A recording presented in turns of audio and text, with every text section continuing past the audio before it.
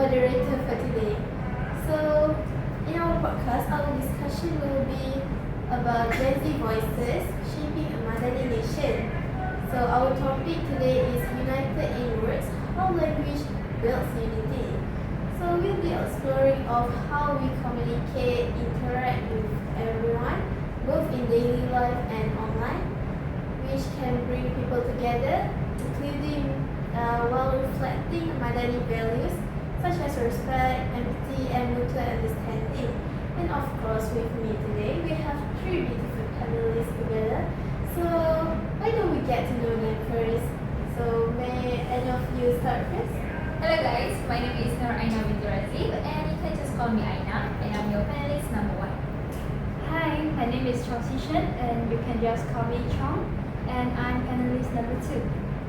Hi, my name is Marisa Badrisha and you can call me Mars. I'm panelist number 3. Okay, they have such beautiful names. That's how they look today. So let's get into, since we've met everyone, let's get into our discussion.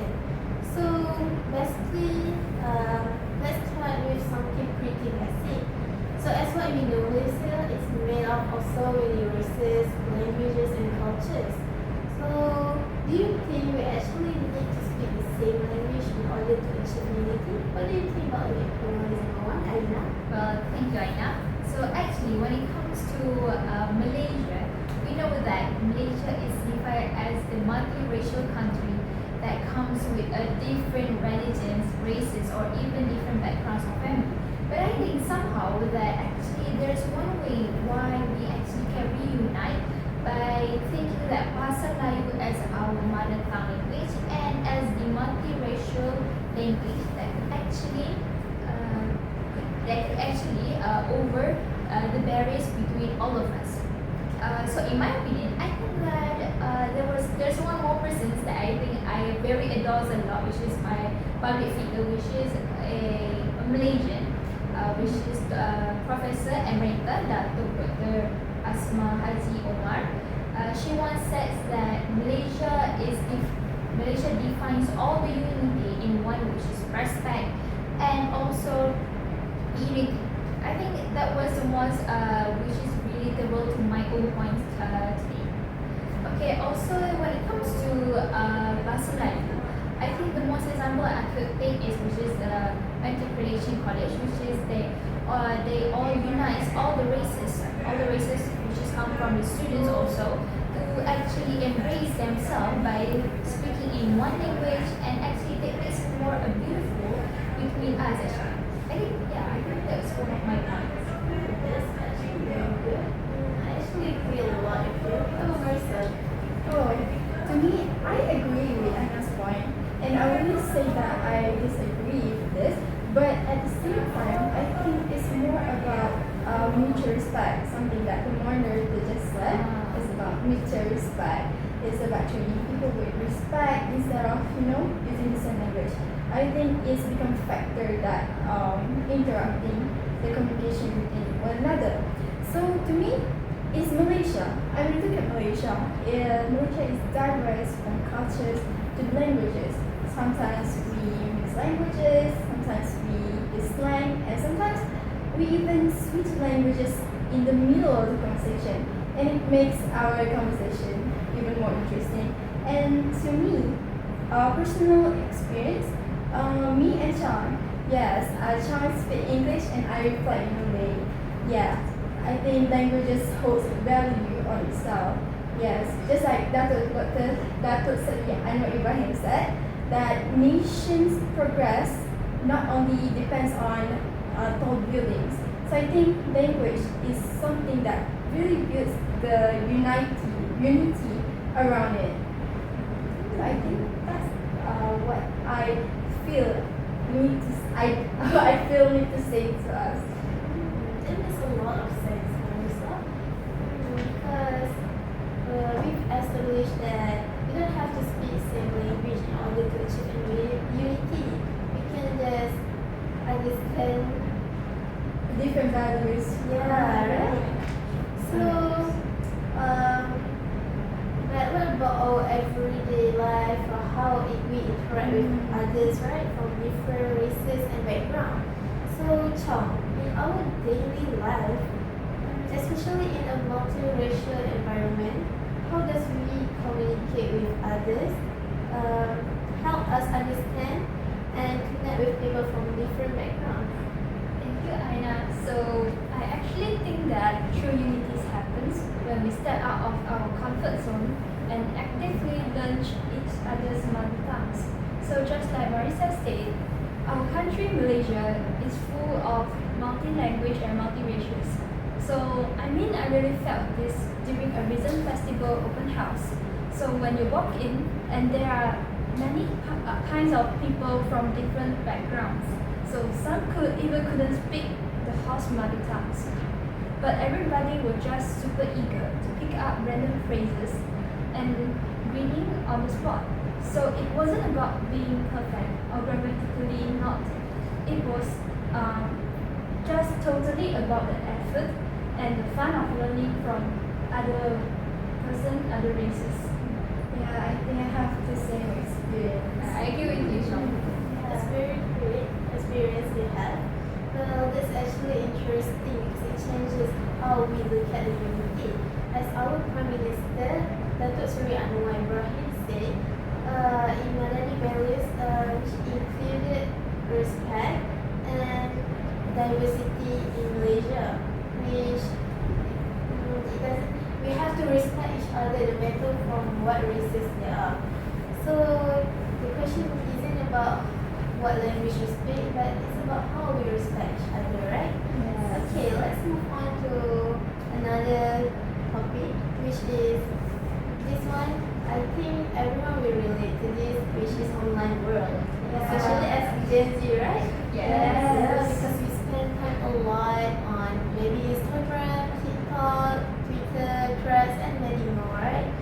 So as we can see in these days world, we see a lot of people argue in those social media just because of one word. So what do you think? Can the way Gen Z uses language online actually strengthen unity or create more division? Anyone can jump in to represent their opinion. Yeah, I think I will roll the ball with some experience in daily life. So I think it's so easy to accidentally step on a landmine, especially in our daily conversations, in group chat or on social media. So where a single careless typo might lead to a World War III, right? So that's exactly why we really need to use words with care and inclusion. So when we choose our vocabulary, we must make sure nobody feels left out in this conversation too. So it's actually pretty simple.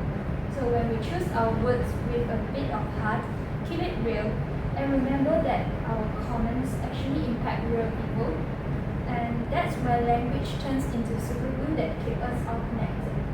So that's all from me. Well, I agree a lot with you, Chong, because I have a big point on this one. Actually, when language can only unite people when we use it responsibly.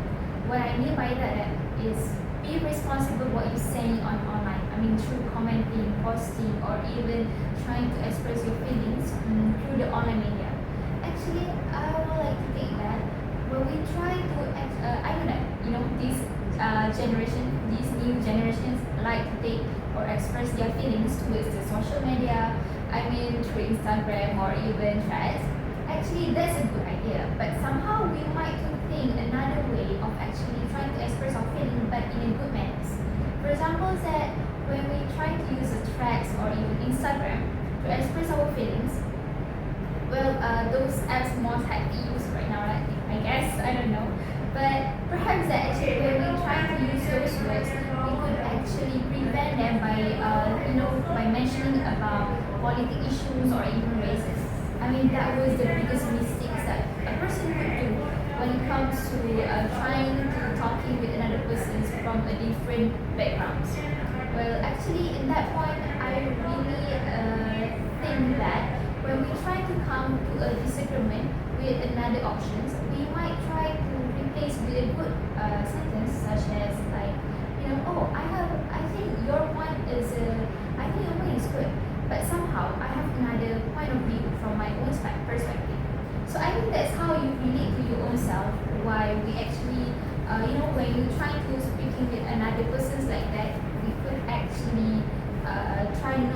try to not make them feel like they're excluded or even disrespected.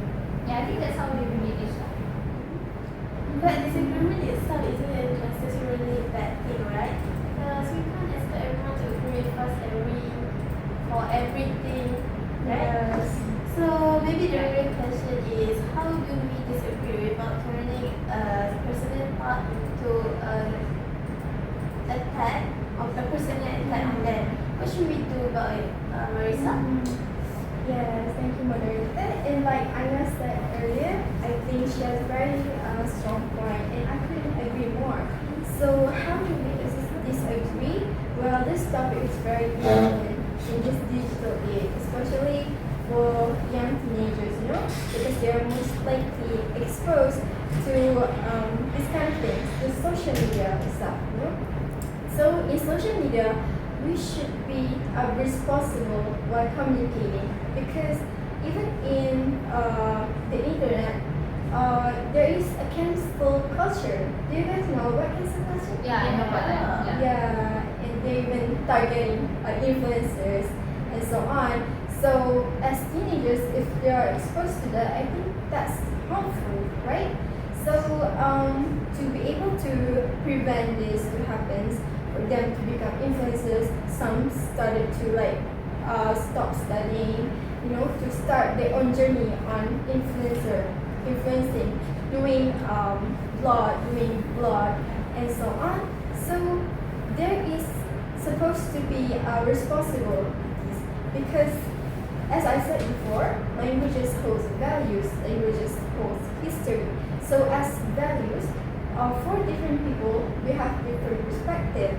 So before commenting, one advice for them, they should think before they comment, because one misunderstood joke could bring a whole new different perspective and definition, which is very, very important. So that's bring me to a point where languages ultimately give us two choices, which is proving our point right, or we define what is right and defines what is perspective. Explain to them what is perspective. So that's what makes languages powerful, and it's really bringing unity to us. It's very great idea what you have here. Because I actually agree with you, especially the cancel culture. Because as what we know in these days, people will be canceling influencers for just saying one wrong words, right? I mean, which it might destroy their life, like bring them to depression or whatever, right? So I really like that point, because that's basically the hallmark part of Madani values. We can disagree, but we cannot respect each other, right? So I guess the interesting we discovered today is that unity doesn't necessarily mean we need to speak the same language, we have to think the same way, or maybe agree to everything, right? Yeah. So maybe it starts with how we choose to talk or to express our feeling, because not everyone has the same bar as what we have, right? So, okay, the last one. If you could sum up what language needs to have in order to truly bring people together, with just one word, what would it be? Unity, right? I think the most relatable word is connection, I guess. Yeah. What about Sean? And for me, I think it's empathy. Oh, that's a great one. And for me, since we're talking about mutual respect and disagree with respect, so I think I'm going to say understanding. Okay, that's very good point from all panelists. So I think maybe that's the end of our discussion today. So thank you to our panelists for attending our podcast today. And that's all from us. Thank you.